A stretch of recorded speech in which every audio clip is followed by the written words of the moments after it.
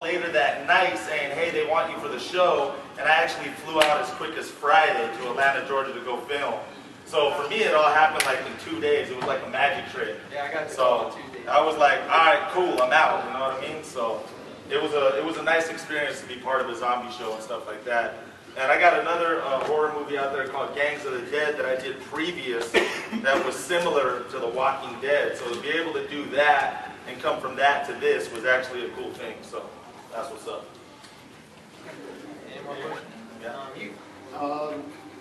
Are we going to be seeing you guys in season 2 more? Sir, back down. We're not really allowed to talk about that. We're not allowed to say.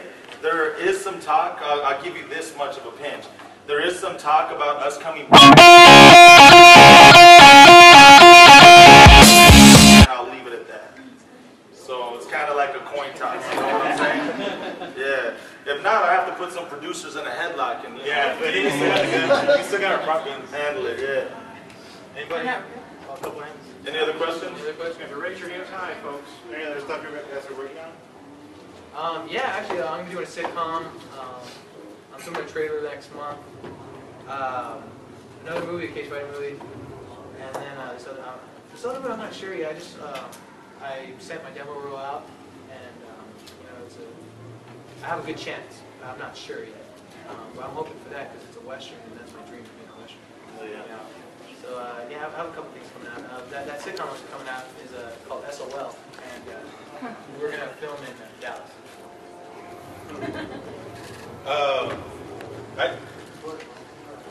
I was on the news, the highway speed chases, America's Most Wanted. No, I'm just playing. I got a couple things coming out. I just did a movie with Woody Harrelson and Ice Cube called Rampart.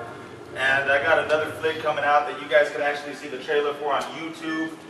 It's called Food Stamps. It's a Latino hood comedy. So it's like a Mexican version of Friday, you know what I'm saying? We all know about bus passes and EBT cards, you know what I mean? Lucky that there's identity theft. That's what keeps me shopping. So, but I just finished the new film Batman. I'm in The Dark Knight Rises, so that was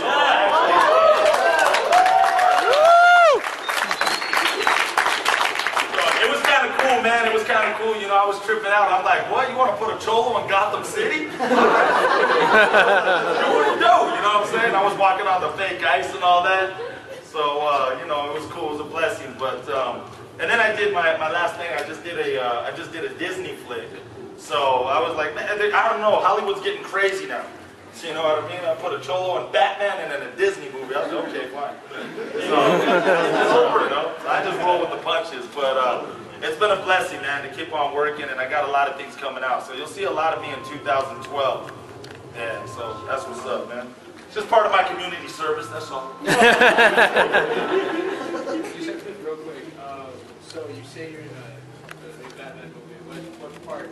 Like, are you playing? I can tell you, but then I'd have to kill you. Kill you, yep. No, I'm just kidding. I'd rather just let you watch it and find out, you know what I mean? But it's a good part, and I'm in Gotham City, and just know I'm slapping some people around and chewing bubblegum.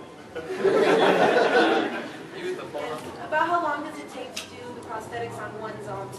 Oh, it depends on the zombie. I mean, honestly, I have no idea because I'm not, you know, I don't do this, and I'm special. It can take an hour. It can take up to 3 hours. You see, if they have a special featured zombie, then they'll spend more time on that zombie because they're going to spend more time on camera. Does that make sense? Yeah. And if there's a zombie that's in the background that's just one of the walkers that's kind of like seen but not really seen, they'll take less time on that zombie as opposed to the special featured one. But even for just like a regular typical zombie, it would take about an hour just for a regular typical one, because you're talking about all the makeup, you're talking about the clothes, you're talking about the contact lenses. They want to put a little bit of blood, some gore. Maybe not an hour. It's kind of a little over exaggerated. Maybe about a half hour tops, you know. Yeah, but Bicycle Girl, episode 1, when I was crawling, she kept was like 9 hours, I think. That's what I'm saying. So it's like if they're a special featured zombie, you can take a lot more time. You know what I mean?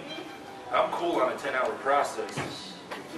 I'm Latino. I take the late shift. How long did it take you to put the arrow in your butt? Huh?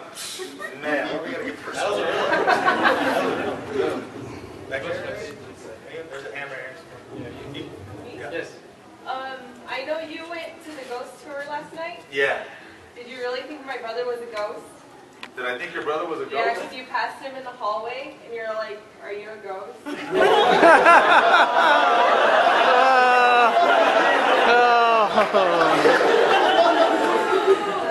Ten for she has long hair with no, I was just playing around. As you can see, I'm a jokester. I like to think I'm funny on the weekends. I was just playing around because when we went on the ghost tour, I'll be completely honest and real. I went there with an open heart. I went there with an open mind. I really wanted to see a ghost, but I'll be completely honest, I did not see one ghost. Did not feel anything out of the ordinary. I didn't meet Casper. Nothing went down. You know what I'm saying? But I was just playing. When I saw your brother, I was just making a joke. Like, oh, is he a ghost? Is he a ghost? Is he? Like, I was just kidding around. So, yeah, I was just, trying to be a comedian with my spare time. What is your guys' favorite thing about working on the show? Working on the show. No, it's just for me, since I'm not big, I'm not a Bruce Almighty. So, He's big, man. Give him a round of applause.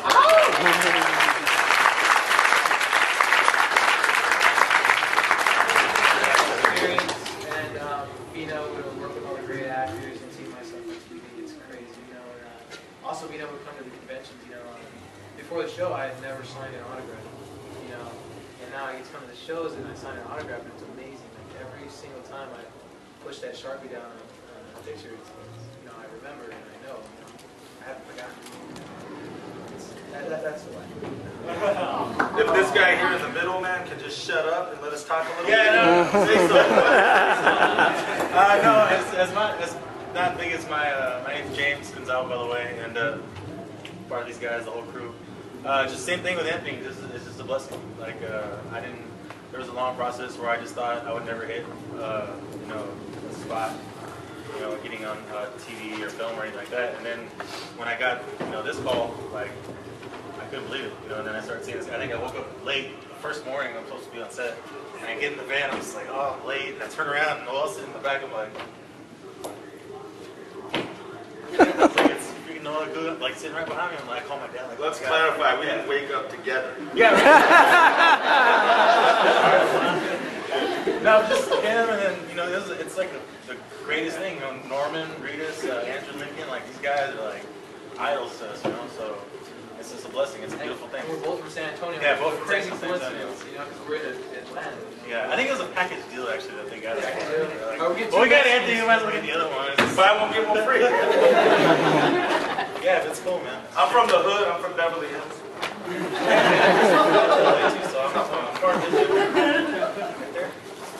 Do you think that it would have been more of a difficult process to do it instead of doing a normal zombie where just one shot in the head or if you break their neck and it's over, opposed to the Return of the Living Dead zombie where you actually have to burn them before they die?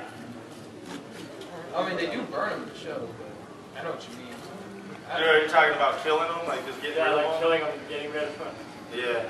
It's a good question, actually, man. yeah, ours were like zombies on steroids, man. Like I don't know if it's so different, but Night of the Living Dead, yeah, that's old school. So. But what I like about the Walking Dead zombies is that you notice that they learn. They're watching There you you do go. stuff. Like when that one zombie, they're stuck in the wall, that zombie grabs the walker, grabs the big brick, starts breaking down the glass, and then when I think it was Rick and Glenn, they go up that ladder, and you see one of the zombies looking, he grabs him. He starts grabbing like he's climbing, And I think that's awesome, because they're learning. These are zombies with an IQ. Yeah, they could work for the president. Let's take some questions from this side, because we haven't got some hands over here. Go ahead, that's my Cholo friend over there. Trigger. What's up? Just kidding. Besides the cash, what got y'all into acting? When I was 5, I was watching The Mask with Jim Carrey, and I don't know, dude.